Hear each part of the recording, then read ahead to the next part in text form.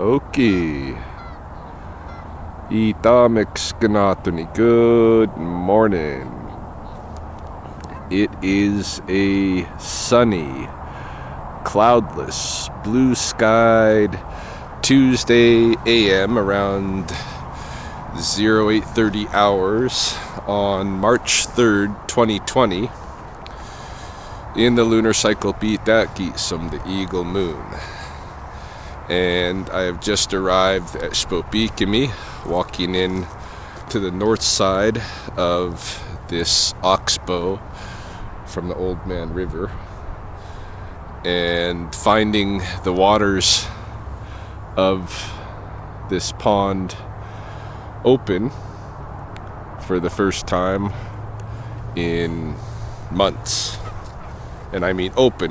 We've had periods where there were little pockets of open water, but today the whole pond is apparently unfrozen. We'll see when we get to the south side, but the north end is clear of ice, and it's occupied by many geese. There are a lot of geese here today, and they're coupled up. There's couples all over the place looking for nesting areas. And what geese prefer to use as nesting areas are islands, if they can, because at least that keeps the land-based predators away. The problem with islands here is that we have basically a monsoon season that often causes extreme flooding in the river valleys. And if you're a goose on an island in the river valley, when that flooding occurs, your nest is bye-bye. So these guys have to do their thing very early in the season before those monsoons hit. And so I'm expecting at this point that maybe 3 weeks out, somewhere between 3 and 4 weeks out, we will have eggs appearing here. This will be the time when I'm getting back from my Costa Rica adventure, and so we'll check and see if that's a reality. I believe they're not going to wait for Easter this year. They're going to go a little bit early, and it just kind of blows my mind to see even the water as open as it is this early in the lunar winter. Although in the solar scheme of things, it's not that far off the mark from where it should be. So the beaver lodge that is against the east shore, where there's no human walking trail, but you can see it from the west shore path that I'm on. There's a large beaver lodge here that's been occupied by probably several generations of a beaver family for years. It's been occupied as long as I've been coming here, and I think I'm maybe on 15 years of weekly, if not almost daily, study out here. So the large beaver lodge has an almost equally large food cache that was created in a deep pool in front of it, and that food cache sticks out of the pool, and over the winter they cut it off basically to the ice, what they can reach underwater of their cache. And so when the ice melts, as it has now, it creates a flotilla from their old food cache. We get out of I'm trying to show what that flotilla looks like, but the sunlight is playing off of the water in such a way that it makes it kind of difficult to see. But the flotilla is basically a big raft of reeds and such that the geese were and are still thinking about trying to nest on. Although it's not really a good idea, because we get such strong winds here that typically that flotilla is destroyed before the 28-day incubating period that these geese have. Now, I can see up ahead here that actually the south pond from just past the Beaver Lodge still has a layer of ice on the water. And that is really because of the coulee. This south pond gets the sun relatively late in the morning and relatively, it goes away relatively early in the afternoon. It comes into shadow of the coulee. So, not too surprising that there's ice still on this side.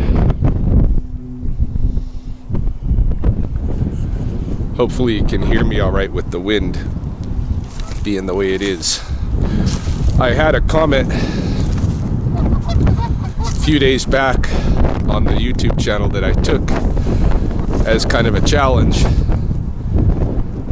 Someone who is blind had suggested that I try to be more descriptive in my videos of what I'm seeing, of where I am and what's going on, for consideration of blind subscribers and audience members. And I think that's an interesting challenge. There's a pheasant, a male pheasant, which looks kind of like he's a large bird, like a big turkey, running far out there on the golf course. Even the viewing audience would not have been able to see it on the little fisheye lens action cam that I'm holding right now. I do have my other camera with me if we come across some wildlife, and I think some wildlife that you'll want to see up close, and I think I'm able to get the camera out in time. I'm carrying a backpack. I have a mission of sorts this morning.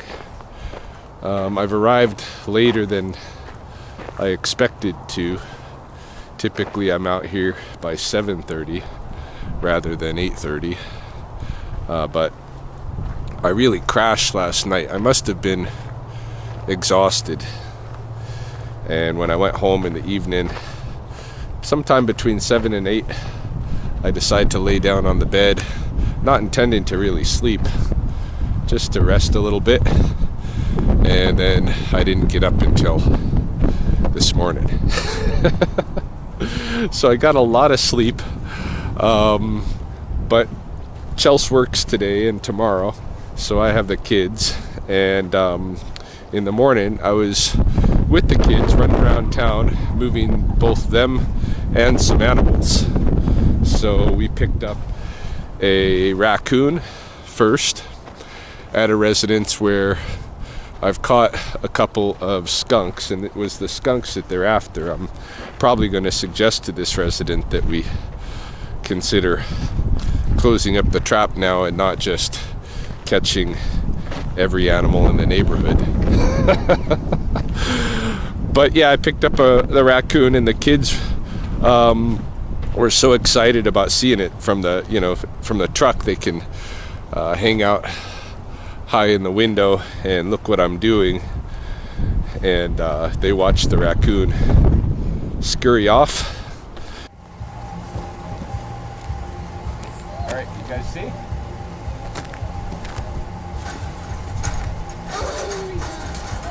What's that? Raccoon.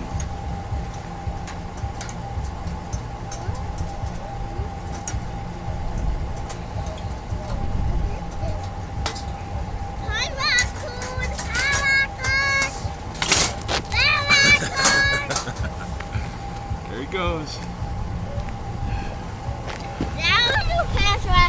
I know. All right, let's get the seatbelts back on. Let's go check out the house. Okay, we might check another one. What skunk? Let's go see if we can find a skunk. Okay, eat your pizza, put on your belts. And they watched the raccoon scurry off. at the drop point, which was in another, what would we call it? I call them the coulees, Coulee Park. We have unique looking kind of river canyons that have lots of impressive looking canyon tributaries, and all those tributaries we refer to as coulees. Just the whole landscape here. That's it. I don't know where the word coulee comes from. It's probably from some other language, and it means canyon. But yeah, I live in a city, Lethbridge, Alberta, where we have we kind of have the Old Man River coming down off the Rocky Mountains and passing around us, arcing around us. Like part of our city, the west side, is really a peninsula of the river, and all where that river passes, it leaves pretty much just over a kilometer wide stretch of wilderness, really, green strip that you can't develop in because the coulees are so dramatic and such that it would be very difficult to keep any kind of architecture, you couldn't really farm on it, so they're left undeveloped, and it's left as kind of a recreation area for people who are interested in watching nature or going swimming or boating or golfing or what have you. And it runs all the way through the city, so it's like a giant central park. It also features a famous railroad bridge from the Canadian Pacific Railroad that they built in 1907 to 1909, and it's almost a kilometer wide itself. It goes all the way across the river valley. I think it's 890 something meters long, almost a kilometer long, and about 20 meters high. It is the largest railroad structure of its kind in the world, and was really meant to, not only to help the railroad cross over this river, the trains cross over this river valley, but to kind of evoke sublimity, because otherwise this landscape really does humble you. But you see an architectural structure like that, oh yeah, we're still the nature tamers. So my mission today here, in any case, I never even finished the story with the kids, did I? So we picked up the one raccoon, then we picked up a skunk at a second residence. The two little guys, Cody and Reed, had wanted to come with me on another animal run, and it just happened that I got a message that there was one in a trap. It was on the west side, and when Cody seen we were going to the west side, she asked me to take her by the old apartments where we had lived. So we went and did that, which she enjoyed. And then she wanted to go see her old daycare too, but that's on a different side of town. So we just left that. I get it, like I do that myself. Take little tours around to the past places and keep the memories alive, What they say, Keith Basso and the Apaches, wisdom sit in places. Places are important. This place that I'm walking in right now is very important to me. I'm just passing the southmost end of the pond, and where it terminates, there's kind of a marsh, and in the higher land of that marsh, on the west side of it, there's a lot of berry brush. We have currant berries, bullberries, choke cherries, hawthorn. I don't think there's any hawthorn in this one. Honeysuckle for sure. Several different, and these are trees. They're small trees, but they're trees. Some of them are, probably as much as 8 and 10 feet high. but typically they're about, just a little bit over the height of the average man.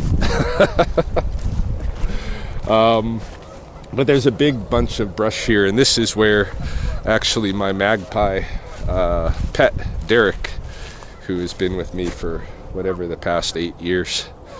This is where he was born. His nest was there.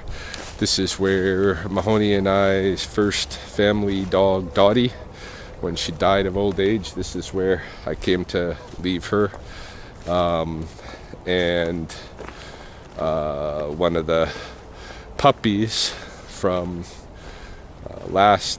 maybe a year and a half ago, one of the puppies from Mahoney's dog Princess that passed away on birth is left in there. This is a little nook that's important to me. So I'm leaving the pond now. I'm still traveling kind of upriver along a path that is made from some of the, I don't know about this one, this is kind of a gray little pebbles. A lot of the paths around here are made with a red little pebble that is actually the remains of old burnt coal slag. This gray stuff may be kind of a slag mix too, I'm not sure. But I don't particularly enjoy these paths. These are paths that the city has put in, for recreators to move along. They're wide, they're probably 6 foot wide, and they cause a disruption in and they decrease the safety of moving wildlife. But the thing I don't like about them especially is because a lot of times I'm barefoot out here, these little sharp little slag stones hurt when you walk on them barefoot. If you have a normal trail that's kind of dirt and a little rocks here and there and stuff, just the normal like deer trail, you don't get that same pain. Right now I've left the trail and I am headed up something of a natural trail that's going to cut up higher on the coulee slope and eventually going to pass underneath that high-level railroad bridge that I was just talking about. Here I'm kind of walking through a terrain that's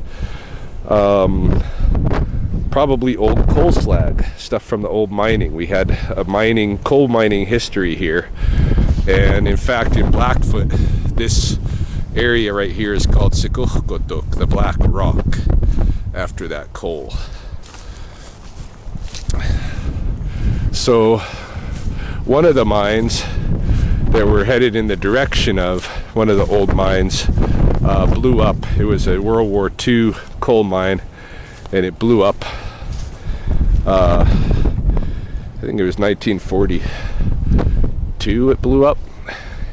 Killed some guys. They never got them out from under there, and that was the last coal mine here. And that's just past the high-level bridge as I walk. Well, we won't quite get to it. Where I'm going, my mission, which I never told you, is to get up here to the yucca plants. Yucca glauca is a kind of a, what would you call it? It's almost like a cactus type of a plant. It's a desert plant that's very much known for its roots. The roots, when you mix them in water and such, they kind of create this frothiness, and different people have used that for different things. Some people have used it for kind of like hair washing and that kind of stuff, but what probably most everybody has used it for is the frothiness in a 7-Eleven Slurpee. The classic Slurpee that has that kind of foaminess to it. That foaminess comes from the yucca root. Now the other thing that yucca is known for indigenously is fiber. Okay? The leaves have a very strong fiber that I know in the Southwest with other species of yucca, you can even pull, there's like these little fibers that come off of the leaves that start separating like a split end, and you can pull those fibers out and twist them to make a natural cordage. On Sunday, Carol and I were out for the usual Sunday morning walk and talk, and we always come to this yucca plant, or this place where there's some of these yucca, and the yucca, what do they have? They got a base. They're all kind of they don't grow really a stem except for a flowering stem.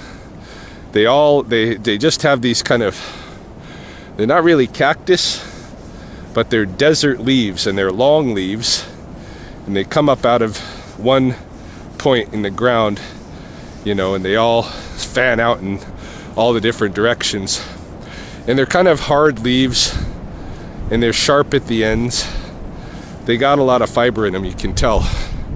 And every year the plant kind of loses some of those leaves, and so all around the plant you have a base of the old leaves dead and dry and gray and yellow, and then the plant's leaves themselves are green, and they're never green, so they're green even in the winter, when my landscape is still very brown and you know, all of the grass and stuff is kind of pushed down onto the ground from the old snowpack. The leaves on the trees are still gone from the winter. It's a winter prairie landscape, and the yucca is kind of a plant that defies that, because it loves it, you know, whether it's, I mean, it's just made for the high prairie desert, but maybe not quite this high, because Lethbridge does not have yucca growing wild, with the exception of this one patch, which I'm about to show you. I'm now moving under the high level bridge. So this is the giant railroad bridge. It's very slender and long. It's made of steel, of course, some kind of steel, and it's painted black. There's a colony of rock doves, which normal people know as pigeons, that nest on the west side where I am, just as the railroad track actually kind of reaches the coulee rim. Up in there are nests of those doves, and then I believe just a little ways out, not quite over the river, there's a pair of ravens who are planning to nest right in there, and they've done so before. So a lot of activity goes on, even wildlife wise, right around the bridge, and in fact right under it where I've just walked. And again, I'm on kind of a natural earth trail, like a deer trail. Well, deer, people, and coyotes, because it's in the shade of the high level bridge. It's all brushy, all the way up and down, all the way like underneath, directly underneath the high level bridge, from the coulee rim to the river, is brushy with berry plants and such.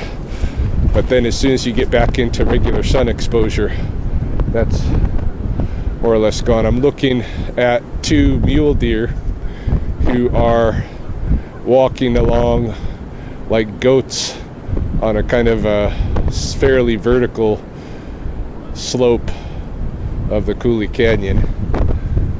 They're looking at me wondering if I'm going to be cool, and I am. I'm going to keep going and let them do their thing. I'm almost to the area of the Yucca Glauca now, and I'm within view of the old mine, and it's like right in here in front of me. This is where the 1942 mine was, and it's against the coulee slope. Basically, it's into the coulee slope where that mine was that has exploded. Sometimes in the coldest parts of winter, I go and look, and I did so this year. Went and looked at, there's an open hole, a vent where heat from the burning, coal material is still being produced from that explosion even today. What are we, 80 years later almost? Even today, it's still on fire underground here. So, I don't know why, but this happens to be the place that we have our only patch of the Yucca glauca. And again, it's got these kind of sharp, narrow leaves that come out of one base together, and it's about knee height.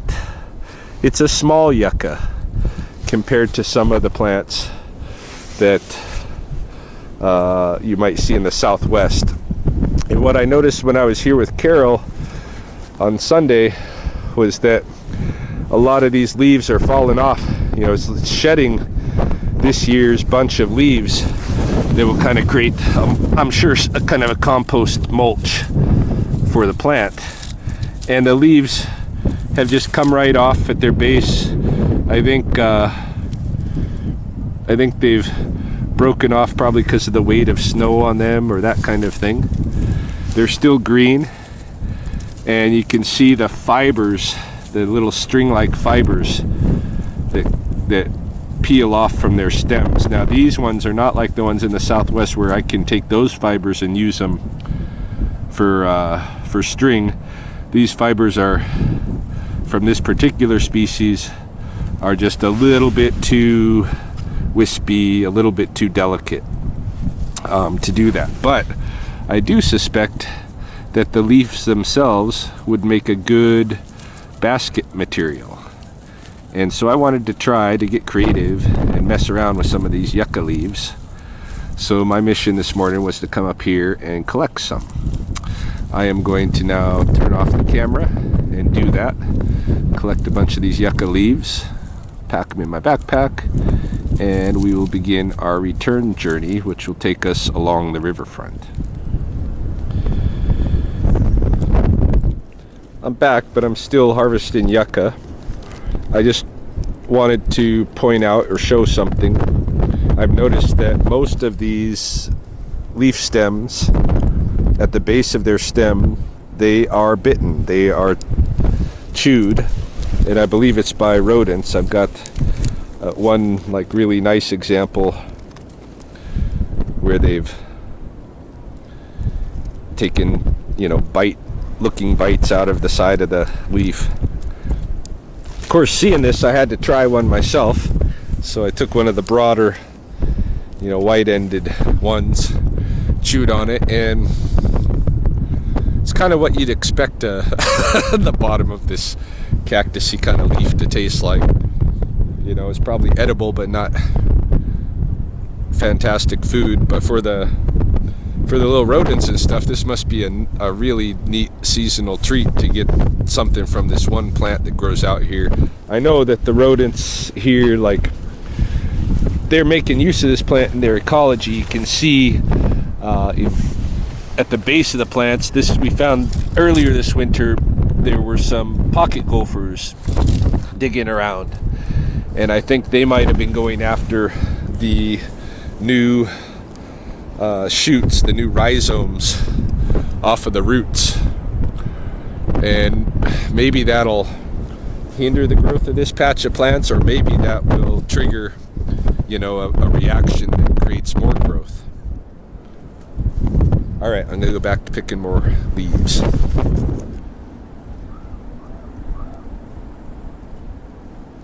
Just seeing some action from the ravens who were perched up here. Oh, there goes one of them.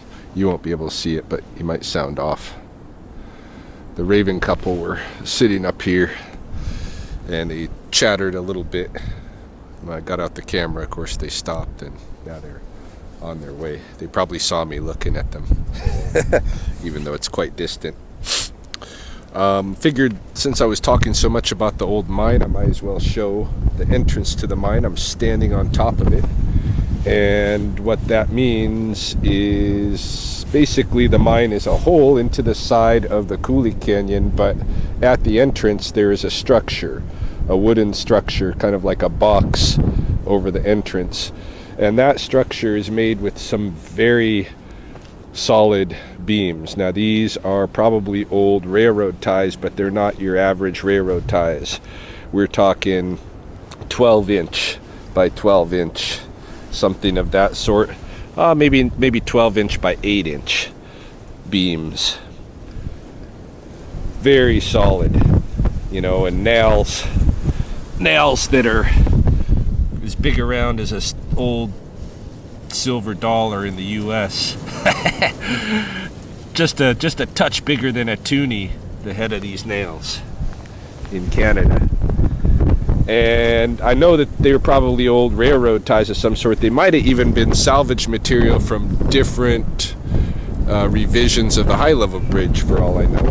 But I can see there's kind of gaps at some places where they're put together because those areas were carved out to lay rail lines and such against, or they were at least used for some other purpose before. And those gaps really form the only access there is into the mine, but not for humans. I mean, the gap is about what, 3 finger widths gap along those beams, and it might be 16 inches wide, and that's not big enough to allow anything really big in there, certainly not a person, but it's big enough for bats. And I would not be surprised to learn that there are colonies of brown bats living in there. So they would access through the top side. But the sides and the front of this box structure are not accessible, I don't think, by anything. It is solidly pressed together. Beams, the same beams that are on top, and the front is closed. It's boarded closed by those beams, and it also has this big steel gate on top of that.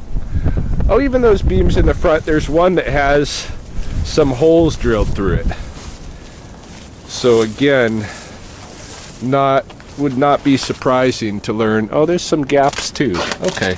It would not be surprising to learn that, I got a flashlight. Let's see if we can even look in there and see anything. Ooh. Got a pretty good bundle of yucca, by the way. Oh, I forgot to say yucca's Blackfoot name up there. It's yucca, Yucca glauca is the species, and Axicookie is the Blackfoot name, and that's talking about how sharp they are. I just pricked my finger with one of them. So I'm about to look through a gap in the boards, and I see a sign back there. It said private property, no trespassing, and another boarded up wall, I believe, just a little further back. From my view, I cannot see the ceiling, so I cannot see whether there are bats or not in there. But it is super dark. My flashlight has a really strong beam, and I can barely see a thing. Somebody's walking nearby on the trail. I'm going to pack up here and go back on that trail myself, but I figured I would at least come by the old mine entrance so you can see what that looks like today.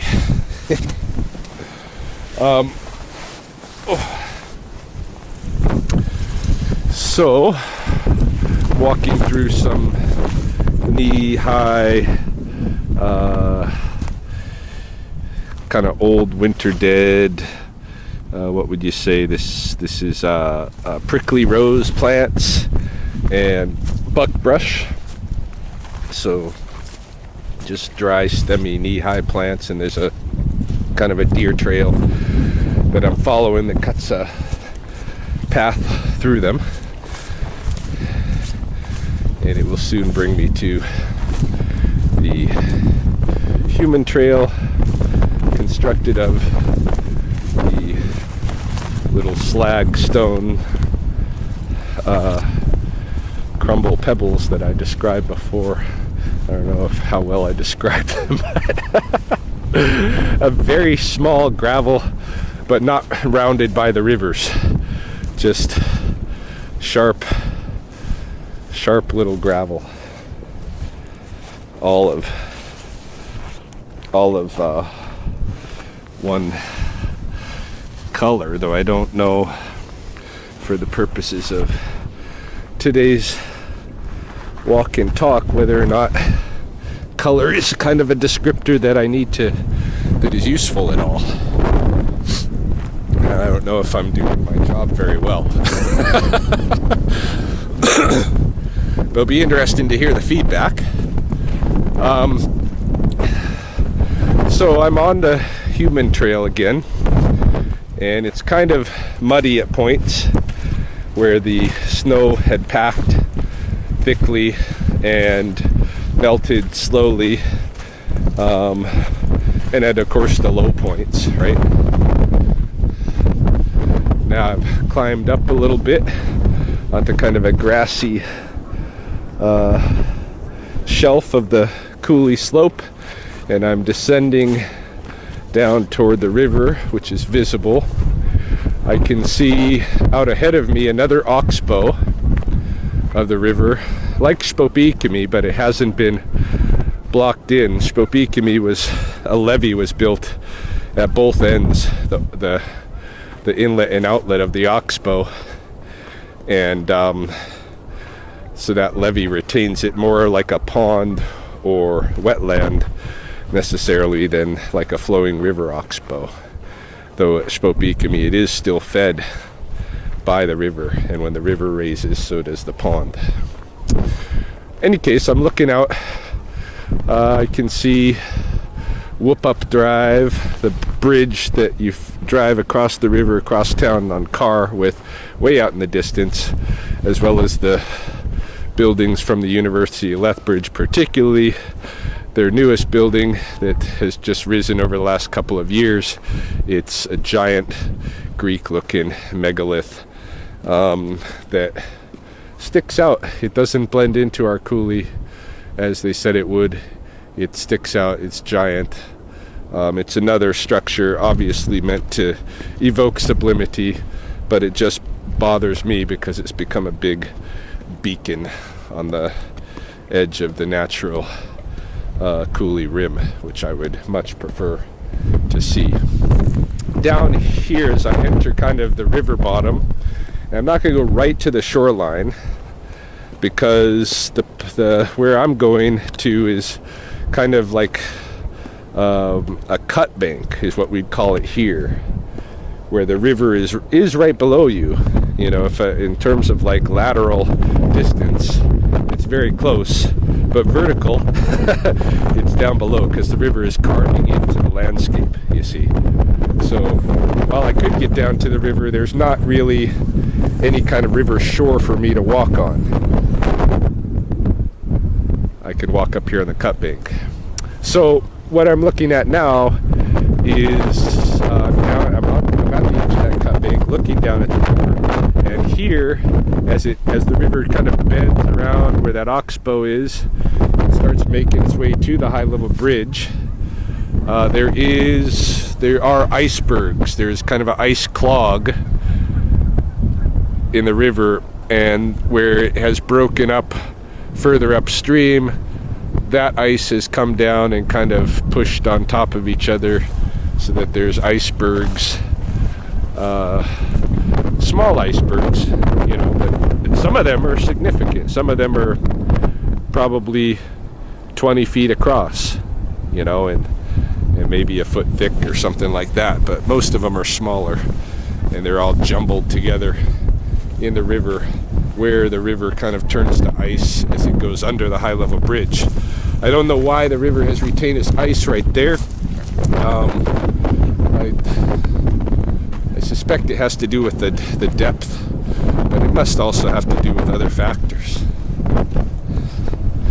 So I'm walking back toward the high level bridge, heading north now, back towards Shpilbikimi, on that pathway that follows the cut bank above the river. And this is an area that I know somewhere just above, up the coulee slope from this path. Somewhere in here, there's a bull snake den. I have not located it yet, but there's a population of bull snake down in this area.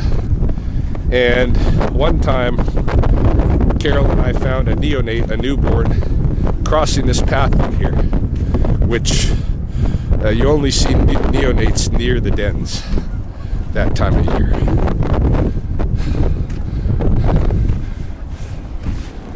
Morning. Just passing a fellow hiker. I can see one of the, looks like one of the ravens has landed up, maybe halfway up one of the supports for the high level bridge.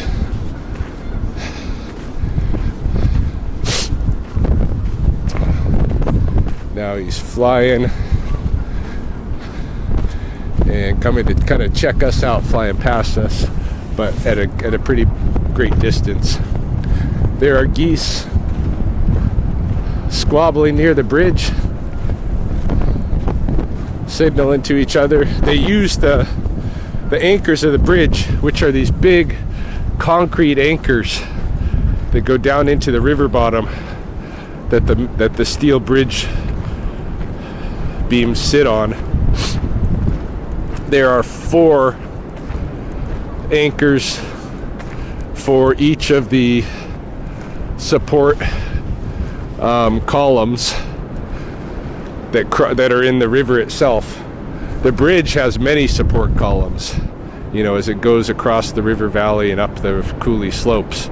But where it hits the river, those columns, even elsewhere, those columns rest on these concrete anchors.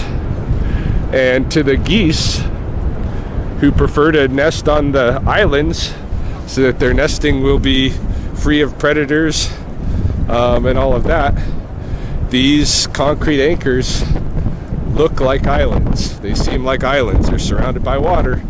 So geese every year lay their eggs on top of these anchors. They try to incubate them, and it's always a disaster. You know, they can't keep any of their downy feathers that they normally line the nest in. They can't keep them there because the winds just blow them away. You know, the eggs are sitting on top of a hard, cold concrete. It's just, it doesn't work out for them.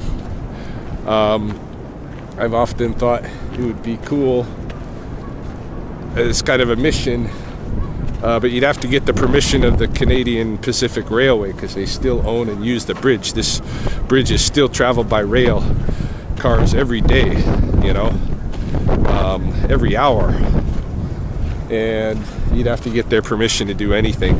But it'd be cool to kind of put maybe like nest boxes or something on those anchors to support these geese.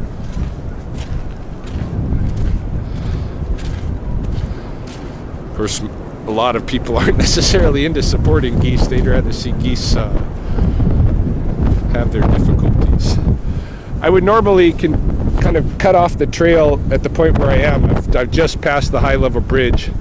I would normally cut down and stay along the cut bank with the path, which the path does not follow anymore. It it diverts at this point. I'd rather stay along that cut bank and work my way over past the Owlwood, but I'm gonna have to route, because it's so icy and muddy and stuff. I'm gonna have to route along the human path that goes behind the Owlwood. Right, so windy, I'm gonna shut the camera for a moment.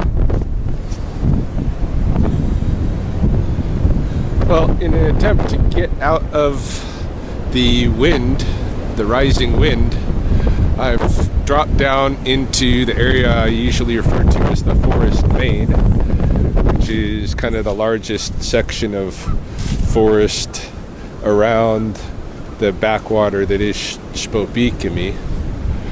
And this is a forest composed of mainly plains cottonwood and narrowleaf cottonwood, and also some balsam poplar trees. They're large trees, probably, how large? What would the size of that be? In comparison to the high level bridge, which is 40 meters, these are probably more like, what, 20 meters? They're not, the high level bridge towers above the forest, but when you're in the forest, these trees tower above you. They're big. And the understory is a bed of brome grass, which is kind of a wide leaf grass, interspersed with patches of berry brush. Like I'm just passing a small bullberry. It's about 8 feet high at its highest point. But most of the forest here is the brome grass. You also have some tall goldenrod that grows in here, some wild licorice. These are all different plants. One of the things that I'm recognizing, and of course I'm suspecting the wind is just going to be too brutal, maybe even to post this, we'll see. But one of the things that I'm recognizing with this experiment is that I need to expand my vocabulary to describe, different parts of these plants and trees and animals and architectural features and landscape features and all of that. Just looking at the trees in the forest, their bark often has this kind of a orange lichen growing on it.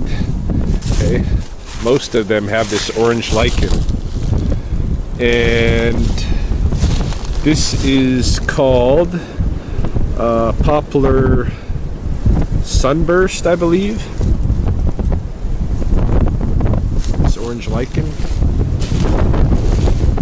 It's got other kinds of lichen too, but that's the one that is very prominent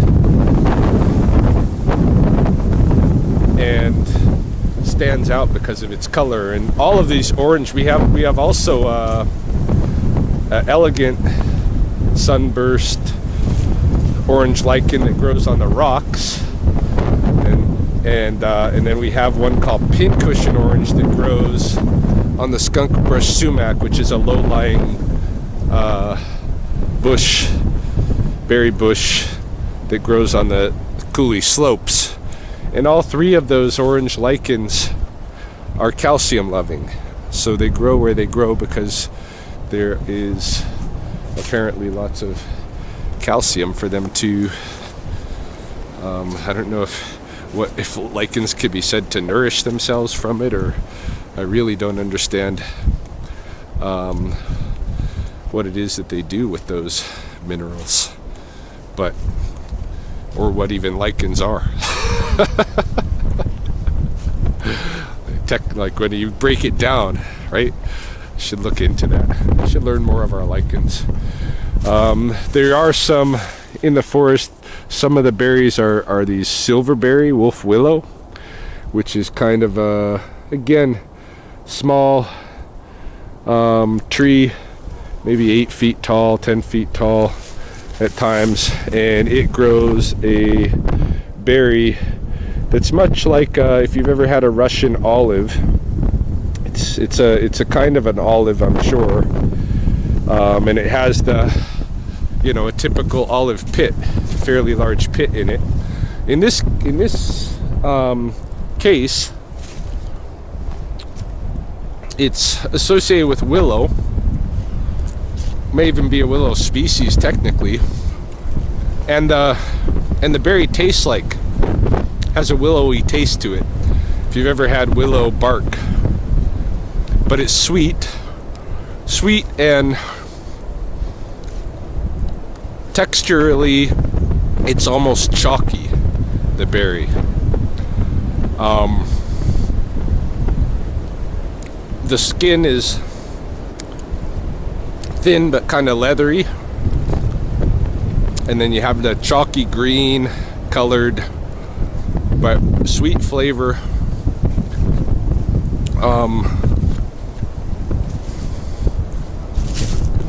Fruit, and then a rather large pit. I mean, for the size of the berry, the pit's fairly large, but it's kind of football shaped pit, and it has lines on it that go the length of it, and a lot of people will boil these, push a string through them with a needle and use them as beads. They're about what would you say, a centimeter long, and they're football shaped with lateral lines, green and brown designs on them naturally. So it's kind of a cool nature's bead. One of them, another one, and I might find an example here, comes from the tall goldenrod, which grows in the shady areas in the forest. And we have two kinds of goldenrod. Canada goldenrod, which is about, let's see, it's down like by your ankles, shins in height, but the tall goldenrod will grow sometimes waist high, you know. And there's a little midge, a fly, that lays its egg on the goldenrod stem, and the plant responds by creating this perfectly spherical gall around it, around that egg, that midge egg. And so the egg incubates in there. The larva feeds off the inside of that gall for a bit, and then tunnels out, drops to the ground, and pupates into a midge, you know, itself, flies away. But it's left this round gall, and with a little bit of tunneling in it from the larva eating. And there's wasps and others, but there's definitely a wasp that comes along with the ovipositor and puts eggs into that same gall. So in the winter time now here, if you start messing with the galls, you might come across, you're very likely to come across some that have wasp larvae in them from this wasp, and you're likely to come across some that have other insects that have climbed in to hibernate, or other insects that's eggs were laid in there. I don't know all of them. I'd like to, that are using it. I want to know, you know, the general ecology of all of these plants, their insect relationships. But yeah, and the birds, especially the chickadees and downy woodpeckers, will find the larvae in the winter in these plants and pop through the gall and pick them out. So a lot of the galls you'll find with holes in them that have been made by woodpeckers and such. And I've been looking for one as we walk through the forest here, and I just haven't seen an example of one to show you. I mean, here's the plant itself, your typical goldenrod stalk. A lot of them perhaps have fallen on the ground already. And I'm just looking for an example with a gall. Not seeing it here. Oh, here's a, let me see. This is not a good example. No, I was thinking this, but this is not a good example. That is a gall, but they get nice, round, and spherical. And in the British Museum in London, UK, I have seen a necklace comprised of those galls, you know, strung into a necklace and painted with ochre. And I wouldn't be surprised if some of the sacred, some of the bracelets and stuff associated with the sacred bundles, including the beaver bundle, before there were glass trade beads, I wouldn't be surprised if they used galls. Here's one, finally.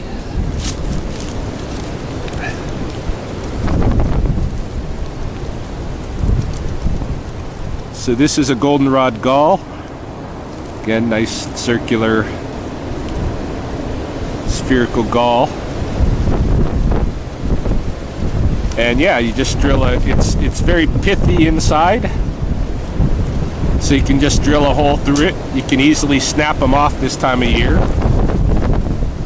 Break the stems off nicely, you know, carve them off nicely and put a hole through the pith. And string a bunch of these together. So that's a second old style bead. This dimension wise is about the size of a kind of a medium sized marble if we're playing marbles. Not the really small one, not the really big ones, but medium size. What else could I relate it to? Size-wise, I don't know. I'm just about to walk up onto the levee. It's going to get brutally windy. I'm probably going to want to turn off the camera, and that may be it for today's video. I'll say something in any case when I get back to the truck. Climbing the levee now. We're going to be totally wind exposed here in a couple of seconds. Passing overhead.